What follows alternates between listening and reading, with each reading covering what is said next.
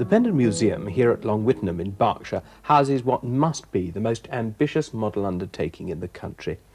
There'll be here one day a complete scene depicting the Vale of White Horse between Swindon and Didcot.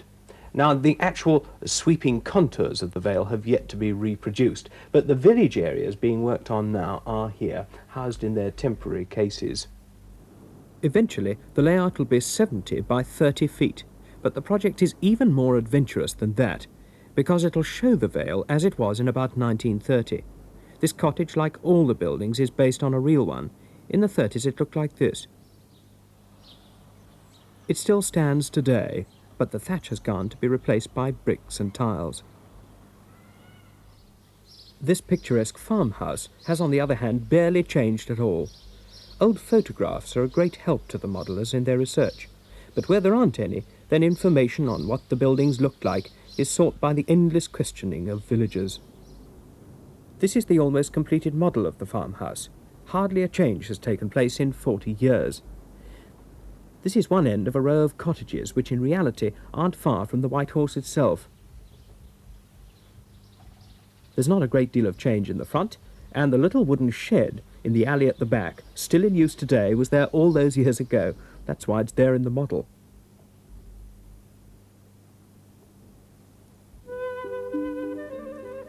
It's estimated that the time taken to create this group of buildings in their setting was 6,500 hours. That'd be one person's labours for 3¼ years over a 5-day week. But of course, dedicated modellers don't just work from 9 to 5.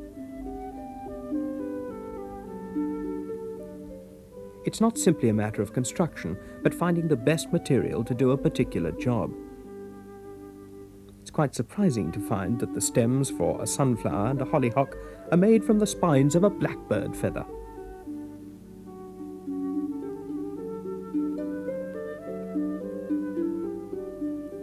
There's a few weeks' work in this clematis.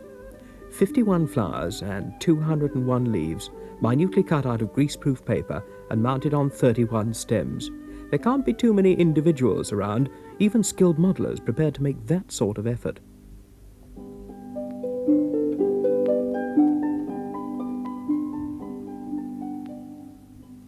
Almost all the houses in the Vale of White Horse in the 30s were thatched, and the best way to model thatch proved a knotty problem. At first, human hair was imported from the Far East. Its advantage over European hair was its straightness. Now, though, they do the job with plumber's hemp. There's a more plentiful supply, and it's much cheaper. It's glued on a little at a time and razored into shape.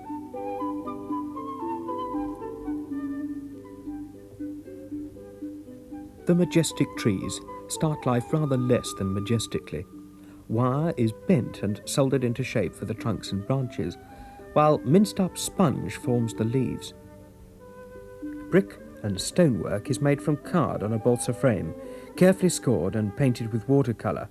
Incidental detail helps the illusion of reality. Look at this ladder, corrugated iron and bike.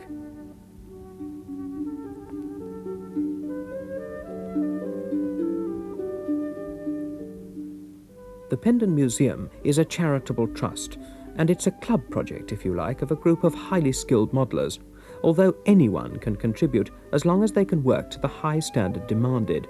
This barn, for example, is the work of a 12-year-old boy. As in the rest of the village, imperfections are ruthlessly observed.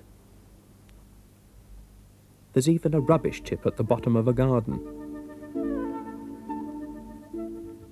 That roadside fence will look better for a coat of white paint too. Work has gone this far, but there's no sign of the painter. It is, after all, thirsty work, so he's abandoned his coat, his red flag, his pot of paint and his brush, and decided to take his lunch break down at the pub. The Pendon scene is in fact frozen around midday, so you'd expect the wagon and horses to be doing a good trade. In the pub garden, the luxuriant crops of runner beans and lettuce are fashioned from tissue paper, while the prize-winning onions are but cunningly disguised millet seed. The pub and its setting were the prototypes for the whole Pendon project, and they were substantially worked on in Australia by the founder of Pendon, Roye England.